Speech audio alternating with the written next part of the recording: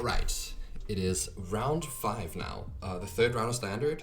We are 3-2, we just beat Blue-Red Epiphany, and 3-2 means that we need to go 4-3 to make day 2, so I need one more win in the next 2 rounds here. And yeah, I just played against 2 Is It Epiphany decks, as I expected, but this time I'm up against a deck that I did not expect to meet, at least not in this form. It is Esper Control, but it's very much more like Esper mid-range, honestly. So on our team, one of our teammates actually, called Sarab, played an Esper Control deck, and a lot of the team were actually considering playing that deck. And it had a lot of the elements we see in this deck, like a bunch of Path of Peril and Midhook Massacres as sweepers, and you got some spot removal and then Wash Away as your counter interaction against the Epiphany decks. So you're just full of counter spells and sweepers. And then the big thing they found was that Edgar, similar to the black-white snow decks, Edgar is a house against green. Green doesn't really have a creature that's bigger than 4/4, so some of the creatures are just brick walls, and the other creatures, if they attack through it, well, you just get this artifact that the green deck can't remove, that just keeps making jump blockers for a few turns, and then Edgar comes back. So it's an incredibly efficient tool at trading with green. Even if it gets Blizzard Brawl, it's not that bad, because you're just gonna get jump blockers, and you don't lose that much tempo out of a Blizzard Brawl like any other 4-drop would. So I was kind of, used to playing against an Esper Control deck with the counter spells, the sweepers, and the Edgars.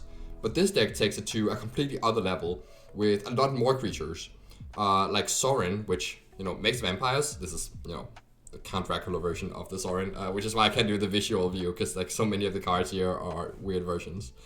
But yeah, Sorin makes 2/3 vampires. Henrika is a vampire, and can basically comes into play, draws a cards, and then turns into, I think, a 3/4 lifelink flyer. And then we've also got Graveyard Trespasser, which is another thing we identified in testing on our team, that the werewolves are pretty good against Epiphany, because they really want to pass the turn and leave up mana, so you get to flip your werewolves. And Graveyard Trespasser for the black decks was one of the better tools, because it actually hits pretty hard, and if you got some, even if you don't have anything in the graveyard, it's fine. And it's pretty hard to remove, because it's 3 toughness first of all, so Cinderclasms and Spikefield Hazards don't remove it, and then it has Ward, discard a card as well. So even if they want to bounce it, they lose a lot of card quantity on that end. So any black mid-range deck that wants to interact, maybe use Goldblang and such, Graveyard Trespasser pairs very well with that. So I think some of these choices are pretty wise in this deck, making sure that your Esper Control deck also has Imrith, by the way, make sure it can attack. And Imrith also being pretty good against green, unless they go 5th land and Blizzard Brawl. The 5/5 is pretty hard to get through. I will note that this deck has, in terms of card advantage, it got Memory Deluge and Siphon Insight. Siphon Insight was another card that we identified would be pretty good in the Esper deck. It also is weirdly not that bad against green, because you can cast it and hit stuff like Snakeskin Veil or Chariot or whatever else. There's actually a lot of good hits that are good against the green decks. So sometimes you even hit your main use is to try and hit landhouse with it, so you just take a Snow Covered Forest. But once you take a Snow Covered Forest, then Old Growth Troll actually becomes a real card. So that's something relevant. Then yeah, the Memory Deluge, as you might expect, and then also 4 Infernal Grasp as the spot removal in this deck. And that might seem quite a lot for a control deck. Maybe for an aggro deck, you could play this as a 4-off, because you don't care as much about the life loss. But a control deck that really wants its life total high. But I think the logic here is that you have so much life gain in the form of Midhook Massacre, Henrika is a lifelinker, Edgar makes lifelink token, Graveyard Trespass against life, and Sorin makes lifelink tokens. It's actually quite a bit of life gain in this Esper deck. So I think that is the logic behind just wanting the removal spell that hits the widest. Otherwise, also when you're relying so hard on sweepers and you can't run too many Field of Ruin because you're a 3-color deck, then stuff like Faces Haven gets pretty hard to answer. And the Power Word Kill does not kill the Faces Haven, because it is a dragon and a demon and whatever else Power Word Kill misses.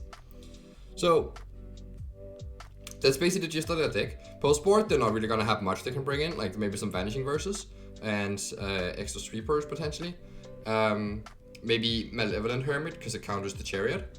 But yeah, so it's these creatures are basically what I have to bash through in the game here, and I'm hoping that I can get some sort of tempo draw backed up by Blizzard Brawl. That would be pretty good for me, though that sort of draw can get wrecked by the sweepers, so hopefully I can get them dead before they get there.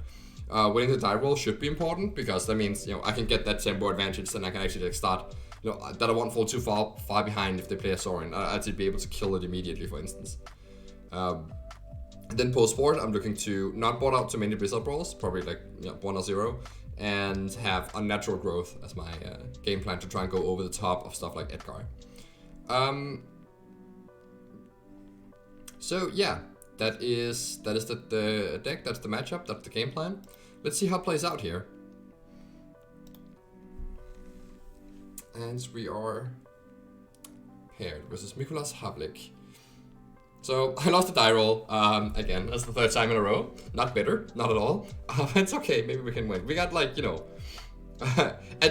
okay but not great hand, but now it draws Sculpt of Winter, and now it's just amazing. The reason why it's not that great is that, oh, by the way, here you see me go into full control, as I've already mentioned in the other videos, but this is basically to conceal Snakeskin Veil, or conceal that I don't have it. So I always just go into full control whenever I have mana open, and would have gotten priority for Snakeskin Veil. Alright, so the turn 3 Chariot Dream is dead, and now we draw another Ascendant Pack Leader. So there is a concern for specifically the Massacre, because Massacre for 1, or even the Path of Peril, is that would be a concern here for developing both the pack leaders. But on the other hand, there's also a concern for stuff like Sorin, pulling my opponent too far ahead if I don't develop enough. And also, I kind of want them to cast their Path of Peril or cast their Meathook Massacre, because that means the Chariot doesn't get swept up. So if I only play one pack leader, my opponent's able to just play a Graveyard Trespass or something that doesn't, get swept up by those. And then I play Chariot, and then they play their Sweeper. I'm in a lot of trouble. Whereas if I play out both pack leaders here and they sweep, and I play Chariot, then it's a lot better spot for me than the other way around. So I think it's important here that I provide some pressure and develop all my pack leaders here. It's also, if they don't have the Sweeper, it's a lot of damage next turn, because they're all gonna go to 3 power. So I'm actually assembling a pretty big board state here.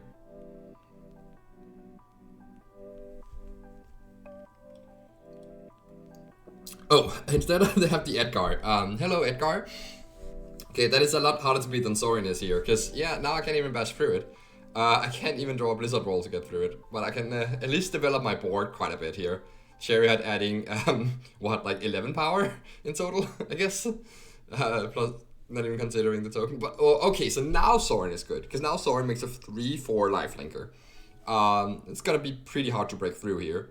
Obviously still hoping for a Blizzard Brawl that would make things a lot easier, or an Oddity as well, drawing all my pack leaders, but no, we draw Sculptor here. So now I have to do some math. How am I attacking here? Is it worthwhile to Alpha Strike? Because that's one option I have, right? I can play the pack leader, I can play the Sculptor, crew the Chariot, attack everything at face. That's one line. I can also play it very conservatively and just crew the Chariot and attack the Sorin with that one, since my opponent doesn't have a great block. If I attack Chariot at Sorin, actually I could consider going pack leaders at face. The issue is that I might, basically just give up 2 pack leaders for free, but that means I guarantee to kill Sorin with the Chariot and my opponent can't block with Edgar. Or if the opponent wants to trade Edgar for Chariot, then this Vampire will die to a pack leader. So that is an option too. I can also animate Faceless Haven to go into this plan as well. And honestly, I feel like there is a line actually here that is animate Faceless Haven and crew the Chariot with 2 pack leaders, and then send a single cat token and Chariot and Faceless Haven at the Sorin, making sure you kill it. So you're just gonna lose a cat token, maybe lose your Chariot. If they don't trade for Faceless Haven, you can also play a Sculptor of Winter post-war combat. So actually I think there's a lot of lines here. And in this spot, figuring out what's best is not easy. You can break it down by first acknowledging what happens if you just go face. Is that good or bad for you? Well, if the opponent just blocks a pack leader, well actually I think if I went face with everything, I kind of expected my opponent to trade Edgar for Chariot so that the Vampire here couldn't block a pack leader. But I think I should have spent more time thinking about that if they block one of each pack leader. Then they gain 3 life, which negates this pack leader. That's usually how I count it, right? Any lifelink, I just try and find damage on the board that has the same power as the lifelinker, and then I just don't count that for the total damage output, because that's a lot easier. So the block here, lifelink negates the other one. And so I only get in with Chariot and 2 cats essentially, putting them to 6 life. So I am giving up 2 pack leaders to deal them 8 damage and get a cat token. That's probably okay, right? So I'm essentially only giving up 1 creature to deal them 8 damage here. But I don't get rid of the Sorin that way. So the issue is that maybe dealing them 8 damage doesn't actually matter, because next turn they're just gonna make another 3/4 lifelinker, and it's gonna be really hard for me to get through. So I think that maybe what I'm supposed to do here is just hope that they don't draw a sweeper this game. Because that's another thing, right, is like right now I'm really vulnerable to any sweeper. And if I trade off my Chariot, it's even more so. But maybe I am far behind enough against this Edgar Sorin thing that I have to just ignore the sweeper. And my game plan should be to make as many like profitable trades as possible against the creatures they have, while like negating stuff like Sorin, and then building my board, and then trying to win with 1 big swing. Maybe that's how I can beat an Edgar, instead of just like keep throwing creatures into it.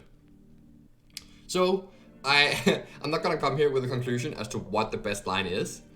Looking back at this, I think the best line is the Haven plus Chariot plus Cat token at Sorin. And play a Sculptor post-combat. But I am not convinced. Actually, it should be Pack Leader, right, instead of a Cat. Because then if my opponent wants to block Chariot with their Edgar, then yeah, the Vampire will die to the Pack Leader. But at least I should think more in those terms. I could also go like Pack Leader's Face and Chariot at Sorin and play these 2. That's also like a reasonable line, I think.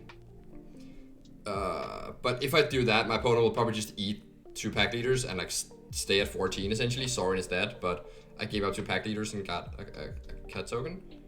But honestly, killing Sorin is probably worth more than dealing 8 to the face, right? Already. So that line already seems better than the other one. And then maybe if I'm doing that already, then I should just go like all tokens at, like all my small creatures at the face, and then the cat here. It means that they can go Edgar, trade for cat, and Vampire on. So Edgar can trade for the Chariot, and the token can trade for a cat token, and they will take 8 damage in total after a lifelink. But they'll still have a Sorin, they'll still have Edgar going, they'll still have the Vampire. And I'm not actually sure that's a great spot for me either. That's kind of interesting. So I'm not really sure what is best. So, well, for the purpose of the video, I'm just gonna roll it here and see what I did in the time pressure here. Where I do decide to just go all face all the time. I don't really think I realized that dealing them 8 damage is just not worth that much with Sorin and Edgar in play. It's just too much lifelink. And when the opponent has going wide, sacrificing creatures to deal them damage can sometimes be a very good way to break through big creatures with your small creatures. But it doesn't work if they have lifelink, because then it's very easy for them to just get back on, to just recoup the life they lost. You can see here I'm really tanking and timing out, so I also have to make a decision here. And sometimes also when you're in doubt, just like pushing for the face is oftentimes better than a conservative play. Because the opponent will also have the long game, right? As I said, I'm really weak to a sweeper. The more time I give them, the more time they have to draw a sweeper. So I just decide that maybe if I put enough pressure on them, I can put them in an awkward spot. And also, as I said, I kind of expect them here to block Edgar and Chariot. So that my pack leaders will get through. But no, that's not what they're doing. They're at least considering it, as you can see. But they realize that you just rather block the pack leaders, keep the Edgar around. Keep their vampires nice and healthy. And so they take a big swing here, but gain 3 life, obviously. So yeah, they end up at 6, just as predicted. My board is still pretty big here.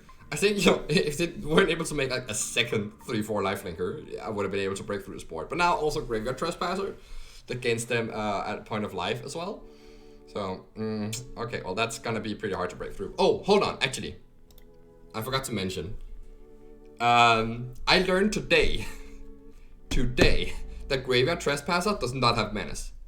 I was convinced it had Menace. It might even come up in this match. where I don't block it when I have a good trade for it. I don't actually remember if that came up, but just note that if that happens, it's just because I think it has menace. So yeah, it is apparently not that good. Anyhow, I drew an Ogre Troll. So I was looking to do the play where you animate Faceless Haven, and then crew Chariot with the Haven, and then untap the Haven with Sculptor, which is like a nice hidden upside of Sculptor, is that it can essentially crew the Chariot by itself when you have a Faceless Haven you want to attack with. I can also do something like getting with the Pack Leader to draw a card, and I spend 4 mana to pump it. If I draw a Forest, I can do that and Ogre Troll. So that's not an unreasonable line. Getting in with my other tokens just doesn't do anything. They just get blocked by these vampires, and my opponent will gain 6 life. So I think I come to the conclusion that really I just want to trade off this Chariot. Get some tokens in, and maybe that will get me somewhere. So I'll do this. My opponent actually goes Infernal Grasp on my Werewolf. So they do not want me to draw a card, which, no, is probably a fine line. But actually, I think this line is maybe wrong. Because now I'm only making a single attack that gives them good double block. Whereas if I play the Troll here, then next turn I can animate the Haven, and I will have 3 things attacking with 4 power. Which means that if the vampires want to double block on a 4/4, they're not available to double block anything else. Whereas if I attack now, giving them a good double block, and then next turn attack, giving them a good double block of, like, you know, Vampire and Trespass or something on my Ogre Troll, or whatever they want to do. Yeah, like I let them do that. Whereas if you just like stack up all your 4 power creatures and all your good attackers and attack with them at once instead of attacking with them one by one, then it gets a lot harder for them to double block profitably all of them, because they don't have enough blockers. But if you only attack one at a time, it's pretty easy for them to find good double blocks. It's very similar to like in movies when you see like the hero is surrounded by bad guys, and they always come at him one by one, and he'll just easily takes down the first one. The next one comes, easily takes that one down. This is what you don't want to do. You have to just swamp them. Like have all your bad guys wait until they're all ready to charge at once. It gets a lot harder to defeat them that way. That's the same strategy you should be using here. So I think in all, this is like a gameplay of like how you should not do it. In my defense, I am a lot worse at playing matchups the first time I play them, the first and second time usually. I need to play them a few times, and then, you know, I level up a lot and, you know, figure out how to navigate them. This case, I was not used to playing mono green against Edgar and Sorin, so I hadn't quite internalized like how easy it is for them to stabilize against these boards. And as a result, I make some not great attacks. But on the other hand, you know, I played enough limited that I should know that my game plan here is just inherently flawed. It just like won't lead to a win. My opponent, I'm giving my opponent too much, too many opportunities to stabilize here. So anyway, I guess I do trade a Chariot here, but they gain 6 life, right? And now, you know, basically all the damage that I sacrificed 2 Pack Leaders for last turn has been negated by this attack. The only thing I've gotten out of it is that I've gotten 2 cat tokens.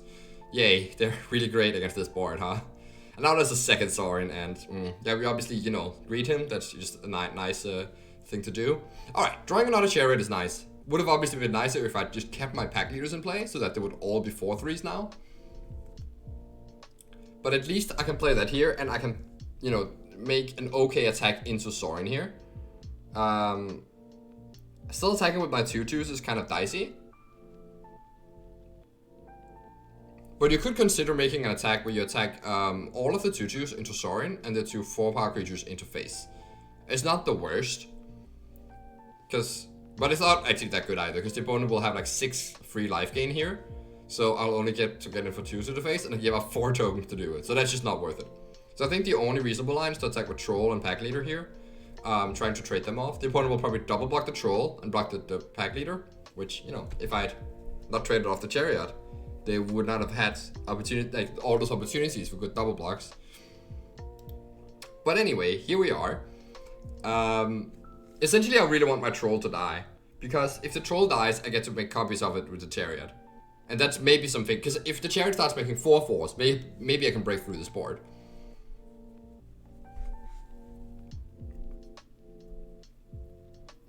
So yeah, my opponent takes the necessary blocks here. as expected. Go back up to 17 life. It's pretty tough. I do have the Sculptor of Winter to untap that land, so I have the Troll token available here. And yeah, once again, like, we're still, you know, pretty bad against a Meathook Massacre. Getting my opponent 7 more life, killing like most of my defense. Because like I do have a lot of power in play right here. Like with the Faces Haven and the Troll, not counting the Chariot. I have... Actually, I should count the Chariot, right? Because the Sculptor play with Faces Haven lets me crew it for just 2. So I have like 12 plus... I have 24 power in play right now. So it is a scary board. But my opponent can still catch the Sword in for another lifelinker. And they just get Siphon Insight, which, you know, can be scary. I already drew 2 Chariots, so they're not too likely to have another Chariot. Yeah, they just have a Trespasser. But, you know, there's still more life gain here. So it's definitely not bad. And also at some point my opponent might be able to just like swing the game around and start attacking with these vampires, which is scary too. So really need to keep them like, you know, under pressure here. Right, drawing another Old Growth Troll. So I could... Now I have to make the decision. Like, do I crew with the Haven and untap it and just attack with everything at the face?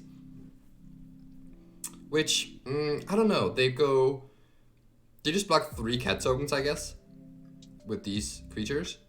And the Edgar might block a Chariot. It probably will have to, so that I don't get to gain... yeah, so I don't get to keep making Troll tokens. So in that case... I get in with 3 cats and a Troll and a Faces Haven. So that's 14 damage. And they gain 6 life. So only getting 8 damage. Put them to 10 life.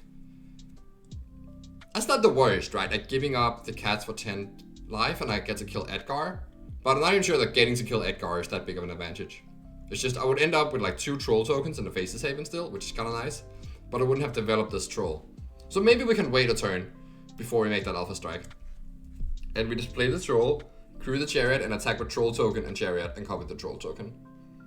That seems like a reasonable way to go as well. But it does let my opponent get those good double blocks that we don't really want. Oh, by the way, this way I also get to get in with Sculptor, so maybe it's actually fine here. Just attack with everything. Because now I have so many 2/2s that they reasonably can't block enough of them.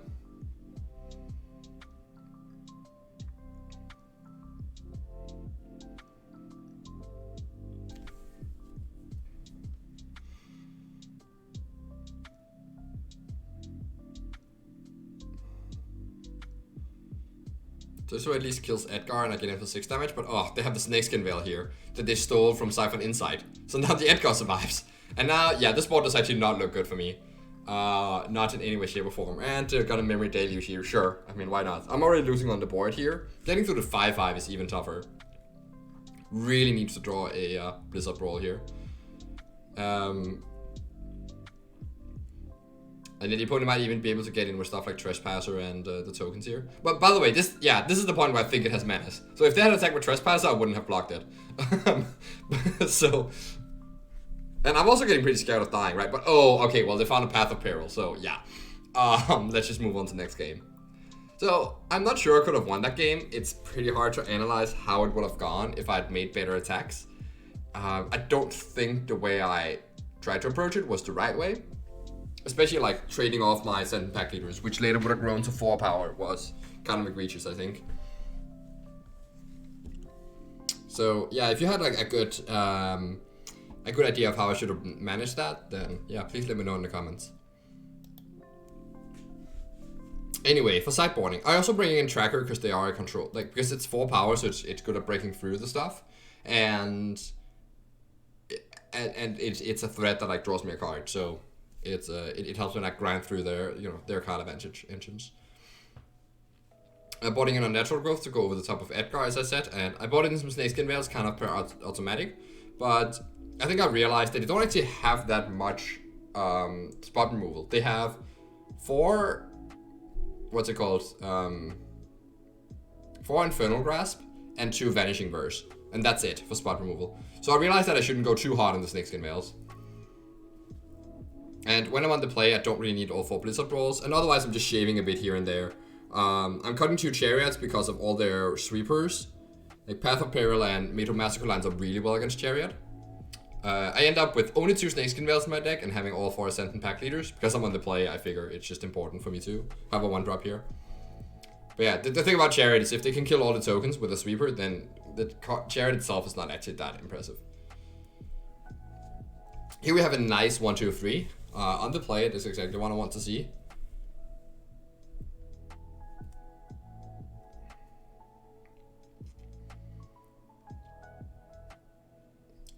So we got to start off here. Okay, seeing Hall of the Storm Giant. That can be worth noting for later.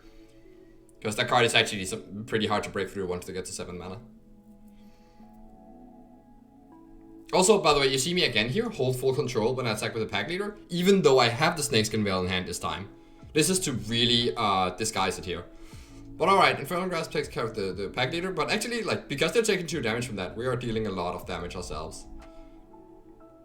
And since my curve lines up so well, like, I don't, you know, if I had a 2-drop here, I would have definitely played that and left up the Snakeskin Veil, even another Pack Leader. But I think I just need to keep the pressure coming here and not worry too much about keeping up the Snakeskin Veil. So I decided to go with Troll, as if they kill that, you know, I might be able to go into Oddity next turn. You can also see my opponent main phase their Infernal Grasp on my Werewolf, so they're definitely keenly aware of the Snakeskin Veils. And I shouldn't try too hard to play around it. Or try too hard to I think that I get to use it, because they are going to be aware of it. Alright, so Troll down. But they're 12 life now because of all this life loss from Infernal Grasp. And like now I just get to play an Oddity with Snakeskin Veil up because I drew that land. And just bash them down to 5 life. And yeah, honestly, like not much they can do there. So yeah, like, if they play Sorin now, they're just gonna die to my Faceless Haven. So just not really anything they can do here. And yeah, they scoop. So that was a really easy game. Like these are the games you just like pray to have when you're playing a tournament. Because the more of these you get, the more mental energy you get to save. It's just very important to just have games like these. And it's also a good reason to pick a deck like Mono Green. So, I mean, yeah, I can see why people think aggro is easy when they watch games like that. Because I'm literally, not literally, but like I didn't have really any decisions. I mean, I had some decisions, but in all the cases, the correct line was the obvious one. Like, sometimes you're not supposed to curve out because you want to leave up Snakeskin Veil, you want to play on Sweepers, whatever. But in these cases, that was not really the case. The better play was to just play all my things on curve. So, yeah, there wasn't really many decisions that really mattered. And that's really nice for your brain. Obviously, there are times then when your decisions matter a lot, as we will see in the next game here. Where green is more tricky than you think it is. I ended up cutting a Pack Leader to add a Blizzard Brawl to my deck. I'm again like really not sure how to sideboard, so that's just what I do.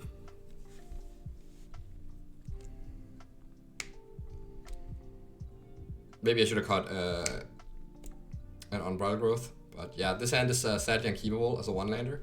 And I will note here that I'm really trying to look for a 2-drop when I'm on the draw against basically any deck. But also, once you go to 6, you have to give a little bit more leeway. This deck doesn't do great on 5 cards necessarily. And I bought it out some Chariots, which is like the easiest way for me to come back from being on a multi-5. If I just get to go like Sculpt Up Winter into Chariot, then, you know, I can kind of make up for that. But this, my post-war configuration doesn't do that. And I also have stuff like, you know, unnatural growth in my deck, which is really bad on a multi-5. So I decided to keep this hand. Depending on what I draw, I might play out the Mammoth as a land. If I draw Troll, for instance, like I'll play this out as a land. Or maybe even a Werewolf Pack Leader, because that's a pretty good 2-drop. So, anyway, there's a chance that I can draw a 2-drop on turn 2. And if I do, you know, then I have a really good curve, and I have the Blizzard Brawl to break through the Edgar. I decided to put a Mammoth on bottom because I think the Blizzard Brawl can be more important and you don't really need 2 Mammoths. At least if I can draw 1 land. Which I do. So obviously drawing the Snow God Forest, I'm not going to play my Mammoth as a land. Alright, so they did put in Malevolent Hermit here. Which, as again, it makes sense because it can counter the Chariot. And sometimes countering Blizzard Brawl or Snakeskin Veil matters. And sometimes it just trades for like a Sculpt of Winter and comes back and stuff. It's like not unreasonable to board in here. Now I actually have a hidden decision here. So like, obviously I'm gonna play a Mammoth this turn. Right? I'm not gonna try to play around Jawari Disruption because my hand is, just I don't really have like any other ways to develop here, and I need to make sure that I can at least pressure Azorin. But basically, I'm also expecting that whatever I play here will get hit by Infernal Grasp, which is okay too. Like, it's not like I have Snakeskin Veil to protect it, and you just need to trade your cards for their cards. But I do have a decision, which is, do I play Faceless Haven or Forest here? And that can actually matter, because sometimes, you know, maybe sometimes you want to be able to play Mammoth, play a land, and then fight with Blizzard Brawl. If I didn't have access to this forest here, so let's say I only have Faceless Haven and one forest in hand. If I play out a Mammoth here and it gets killed, and then my opponent plays something with 6 toughness, I guess they don't have that in their deck, but just like for the sake of argument, then I wouldn't be able to play a Mammoth with my 3 forests, and then play Faceless Haven to trigger landfall and Blizzard Brawl. That wouldn't work. Because, well, the Faceless Haven doesn't tap for mana. So in that case, you need to make sure you play out the Faceless Haven early enough. However, if I can see that I'm just not going to activate my Haven next turn, which I'm not, and I am against a deck with Field of Ruin that doesn't have all its colors showing yet. So this is this is like, you know, a bit of a, you know, special case scenario, you would say. Like, there's a lot of things that have to be the case where it's actually relevant, but it could be relevant. My opponent has 2 Field of Ruin in their deck. If I just play out these forests, my opponent won't have the ability to use Field of Ruin next turn if they draw it, or if they have it already and haven't played it. And they don't have double blue showing yet, which matters for Memory Deluge, but also matters for using Hermit and playing another blue spell, for instance. Or the Wash Away, that's another thing, right? They have a cancel in their deck.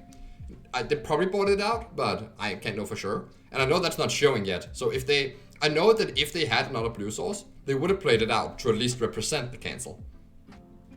So actually, because I do have another forest to play next turn alongside a Mammoth if I want to fight, I think I'm not supposed to play Faceless Haven here. I do play it anyway, which, you know, it's okay. I just wanted to highlight that one small thing. They have an Infernal Grasp, that's okay. It's kind of what I expected, that my Mammoth would not get to survive there. At least it's the removal spell that deals them 2 damage. So I'm hoping to not see a Sorin here. That would be kind of annoying, but at least the Oddities actually lines up pretty well against it. But they don't have a Sorin. Instead, they have a Field of Ruin. And yet now, I kick myself a little bit for playing the Faceless Haven out, right? Because, you know, now I can like play an Oddity and they go like Field of Ruin this, and then, you know, Jawari Disruption it or kill it. Though I guess also they have an argument to not use the Field of Ruin in that case, because that would leave me with Snakeskin Veil up. Anyway, speaking about Snakeskin Veils and Jawari Disruptions and so on, I don't have to play Odyssey now. I can play a Mammoth here, leaving up 1 mana. Which is not an unreasonable way to play the game. The issue is that the way my hand lines up, I would get to go Odyssey now and Mammoth plus Pack Leader next turn. So I think it is in my best interest to just play Odyssey now. Yeah, it's gonna get dealt with, like, most likely. It can't get cancelled, though, by Wash Away, so that's at least something. But they'll probably have a Vanishing Verse or, like, a Jawari Disruption or, like, you know, something. Because it's kind of odd that he didn't have anything to play here. Like, he didn't have Sorin, he didn't have Edgar. But in case they do draw those cards, I need to be ready. So, yeah, decide that my best course of action here is to just slam an Oddity. But it's another thing that you have to think about, right? Even though it might seem obvious to play the Oddity, it's not always that the obvious play is the correct one. But you don't know which times it is that the obvious play is correct and which time it's not. So you have to think about it every time. And this is why I'm going through my thought process here. But yeah, okay, so they don't actually have an answer. And they don't even use their Field of Ruin. They just take the 4 damage. And that was kind of wild to me that turn played out that way. So I didn't get punished for my Field of Ruin play here. And it's actually going to be pretty important, as we'll see later. But I definitely was supposed to just have 4 forests in play right now, so they wouldn't be able to use their field to get double blue. Anyway, I wonder what they're doing now. Okay, they're playing Graveyard Trespasser here, leaving up 2 mana. I wonder if they just drew that, but they also have a blue source now. So they were actually not lacking to double blue. Or at least like they just found it. But interesting that they didn't play the Trespasser last turn, but left up mana. Which makes me think that they definitely have. That they definitely like did just draw Trespasser, because if I'm looking back at their deck here, I'm just trying to figure out like what could they have left up, because it wasn't Aurora Disruption that would have gotten used, it wasn't Soul Shatter or Infernal Grasp or even the Vanity Versus, because that would have gotten used. It could have been Fracture. Maybe they boarded that one in to kill Chariot. That's actually pretty nice for me because I boarded out 2 Chariots. So yeah, maybe that is the thing that's going on here. But I am kind of puzzled. It's also like the fact that they just didn't do anything on turn 4 makes me think that like, well, they don't have too many threats in hand and they clearly don't have removal spells. So what do they have? I'm thinking they have Path of Peril and or Meathook Massacre, because they haven't had a chance to use these cards yet, the way the game played out. So I'm going to be keenly aware that they probably have a sweeper in their hand here. And that's going to be very important for this line right now. So yeah, actually also think, now thinking more about it, actually I'm pretty sure they have a Fracture in hand. The way this played out, because it seems like they're really carefully leaving up that mana. I guess also a Natural Growth, right, which they could hit with Fracture. So maybe it's smart of them to board it in even you know, though they don't know that I bought out my Chariots. And I also have Ranger Class. So yeah, actually I think it makes a ton of sense that they have Fracture. And I can tell you the way this game plays out, I don't draw an enchantment artifact, so I never got to see that. But yeah, it actually makes a ton of sense that that's the other card in their hand. I didn't think about this at the time though. I just thought about sweepers. But that means that like, yeah, the obvious play here is to play Oddity and play your Mammoth and play your Pack Leader and pass. I'm also thinking like, do I want to Blizzard Brawl anything? Which I feel pretty much safe to do because they didn't have instant speed removal last turn and they just played the Trespasser, which I'm thinking came off the top. You know, that might not necessarily have been the case. They might have left up Fracture, as I mentioned, but even then, actually, they have the Hermit, so they can just counter my Unnatural Growth or my Chariot, so they don't even need to worry about that. Anyway, do keep in mind that they can still, like, use Hermit to counter my Blizzard Brawl, but even Blizzard Brawling any of these is not very good. Like, this one just comes back as a flyer, and the Trespasser has Ward, discard a card, which I, at some point, realized during this thought process. So it's also not something I want to kill. Plus, it's just not really big enough to be an actual threat right here. So, is to play attack for 4 and play these 2. Well, if I do that, and their hand is Path of Peril or Massacre, what's going to happen is that they're just going to play those 6 land and sweep the board. And then, yeah, I have the Faces Haven, but they have a Field of Ruin, so they have that covered as well. And I actually don't have anything left if I do that. So, even though it's kind of like, you know, it's a 3 for 3, right? It's 3 of their creatures and 3 of mine. Or 2 of their creatures, plus, you know, the sweeper itself, and 3 of my creatures. I'm not actually interested in that trade. I would rather if I could just get a dominating enough board that I can get them to use the sweeper before that point. So, okay, at that point, which thing am I playing out here? Well, I could play out 1 Pack Leader or 1 Mammoth. And I think the Pack Leader is a little bit more threatening because it threatens to draw a card. However, the Mammoth hits harder and can attack through the Trespasser. If the Trespasser flips, it would be kind of annoying with the Pack Leader.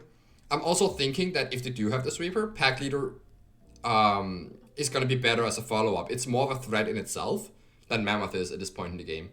So, especially like since I can, you know, pump it and fight something if they like play a blocker, then I get to attack and draw a card. Like that's a thing that can happen.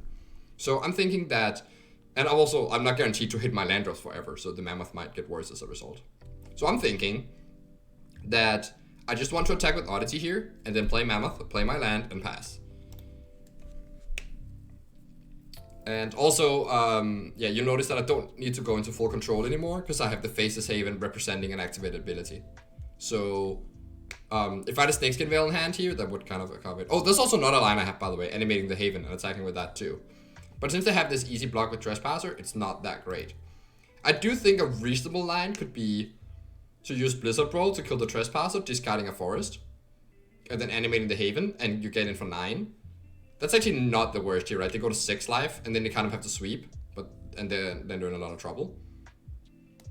You just have to make sure you use the Blizzard Brawl first before the Hermit. But it's really bad if they do actually have the instant speed interaction. Like really, really bad, right? You lose, you know, your card, your Blizzard Brawl, and your creature. So anyway, I decided to go for this line, which might, you know, bait them into playing their sweeper, or maybe not. And yeah, you definitely also have to play your land here, trying to build towards that Oddity flip, which can definitely also be relevant.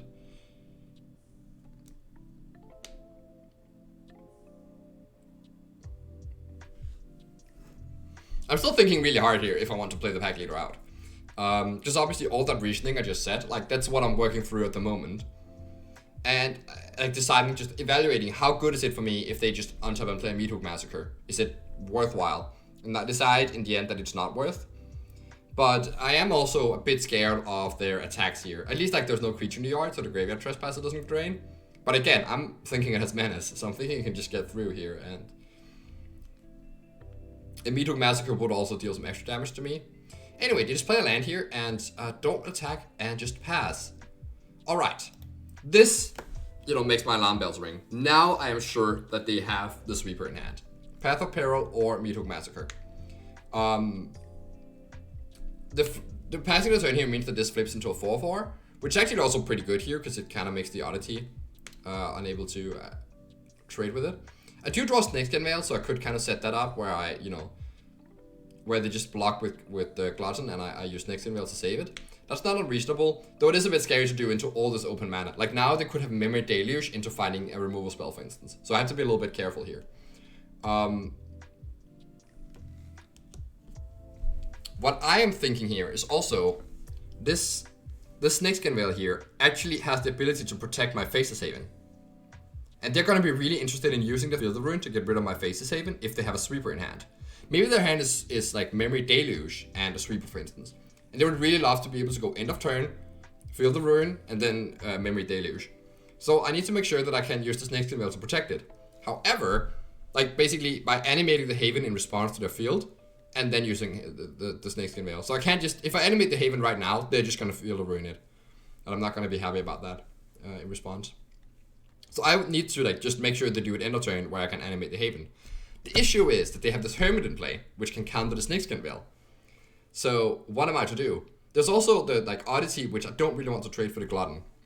Because I'm getting pretty close. If I draw another land here, this one flips and can get through the Glutton. And then they're really forced to cast that Sweeper. Like that's basically, I want them to put them in an awkward spot where they don't really want to cast the Sweeper, but kind of have to. I'm also thinking actually, maybe, if they have the Sweeper in hand, and I just attack with the Mammoth. If I attack with Oddity, they're gonna make this trade. That's, whatever. I don't want that to happen. If I just attack with Mammoth here, and they have a Sweeper in hand, they're probably not gonna take 6 damage, right? Like most likely they'll just chump block with the Hermit. And that will open up my Snakeskin Veil to be used on my Haven. And if I then play, I can actually have enough mana here. If I play, I'll replay my land to pump the Mammoth. And then I play a Pack Leader with 4 mana up. That really like baits them into playing the Sweeper. And if they want to play the Sweeper, then end of turn they really want to use the Field of Ruin on my Faceless Haven. So I'm thinking that what will happen if I play the land and attack with Mammoth is that they chump block with Hermit, I play Pack Leader, end of turn to go Field of Ruin on my Haven, I can animate the Haven and protect it. That's my game plan here. If I do that, the Glutton will also flip back, so that the Odyssey can break through it, and they're basically forced to cast a Sweeper at that point. But I will have a 5/4 Faceless Haven, which, as I mentioned earlier, they don't have that many answers to, because Vanishing Verse doesn't kill it, and they already used an Infernal Grasp. So yeah, it's I just explained all that, but you're gonna see me work it out here. Exactly how I want to plan to do this. And also, there's no guarantee that it actually plays out as such, because I don't, really know my opponent's hand, nor do I know their intentions. And they have already declined to use the Field of Ruin and a few other spots. So it's not for sure that they actually have, they're actually thinking of doing it. It could also be since they've been playing around Snakeskin Veil so much before that they just don't want to do it in that spot. And it's also a chance that they just leave their Hermit up to play around Snakeskin Veil. So there's a lot of things that can go wrong here. But I'm thinking that the most likely thing that happens here is that they'll either double block or just block with their Hermit.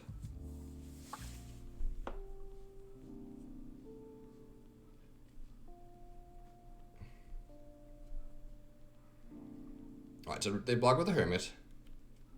Nice. And yeah, so that was step 1 of the plan, and then step 2 is I play the Pack Leader and try and bait them into activating their... Actually, I don't know why I went into full control. That's kind of unnecessary because of the Faceless Haven. But maybe because I did this, it looks like I don't have it. I don't know. Anyway, making sure to tap it to animate itself. It's very, very important here. And then they actually got to do it. And this way also, by the way, we get to just destroy their land.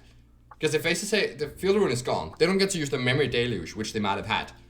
And I cast 2 spells, so it becomes day again. And yeah, this is just like beautiful. That is exactly how I planned it. And I am at this point very, very excited that it worked. I feel like I feel like I'm just, you know, like the meme of like the guy sitting like on the throne of his own brain. Like that's where I'm at right now. So I'm also expecting them to cast a sweeper here. If they have a 6th land even. If they don't have a 6th land, they can't even do it. But they do have a 6th land. Okay, that's fair. And here's a Meathook Massacre. I guess they could have gained 1 more life by attacking with the thing. But anyway, I draw a nice pack leader. That's a good follow-up here. And I just get to get in with the Haven. Put him to 9. And play the pack leader.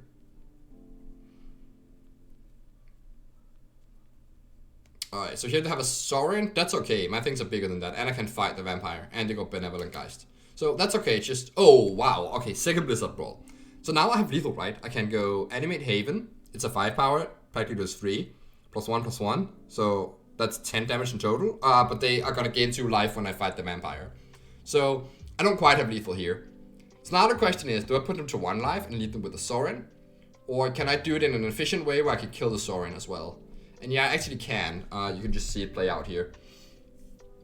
As I am thinking through exactly how to line up these Blizzard Brawls. I also don't need to use both of them. But if I use both of them, I actually get into a spot where I can make the Haven a 7 power, and that goes face, and the pack leader goes to Sorin. They're gonna gain 4 life. And then, if I hit a land off of my draw of pack leader, or my draw next turn, I'll have enough mana that I can, next turn, attack with both and pump the pack leader, so that I can win through an Edgar or something. Like any blocker, I would be able to win through that. Because both my threats would be lethal.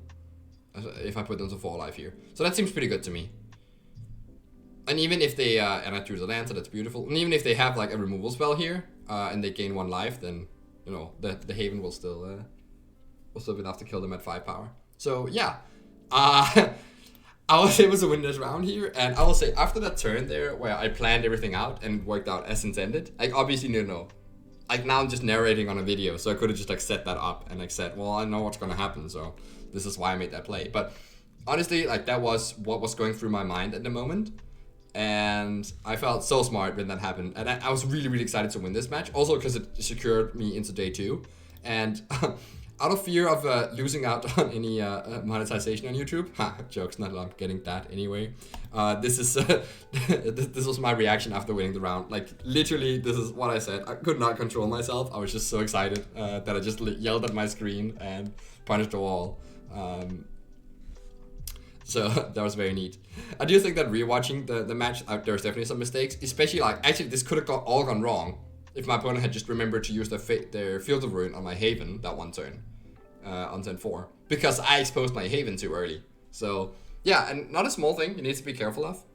Definitely like happy that everything worked out as the way they were. I also think that if I was playing against, you know, a great player here, like, you know, Huey or LSV or Paolo or something, I think that they would have, you know, not done things the way I wanted them to, because I think they would have like sniffed out what I was trying to do and not run the Field of Ruin into that there. So either they would have taken the damage from the Mammoth or to leave up the Hermit, or they would have like just not using the Field of Ruin there, but just swept first, and then they can Field of Ruin next turn, for instance. So I think it is worth noting that sometimes when you make these plays, like you have to also get like a good idea of your opponent's skill level and exactly like what you think you can make them do. So it is important to take to keep in mind. And sometimes overrating your opponent can be very costly. So like, please don't do that too often. But also underrating your opponent can sometimes be costly, where like you're underrating your opponent can be costly, right? If you think they're, you know, gonna make a mistake and then they don't make it, and they just play really well around your trap, then yeah, all your energy was wasted. But on the other hand, overrating your opponent can also be costly, because you might miss out on spots like these, where you can actually like set up a win in a game that wasn't like didn't look super great for me. It looked okay, right? But not if you knew that they have a sweeper in hand.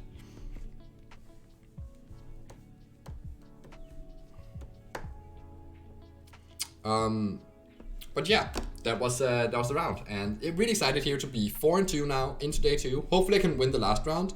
Ending the day on a win is a lot better than ending on a loss. And yeah, we'll just have to keep tracking. Also, I'm just hoping, like, can I please like win 1 die roll in standard today, please? We already like, identified in testing that how important the die roll is for mono green in standard, and yeah, I would really like to see that.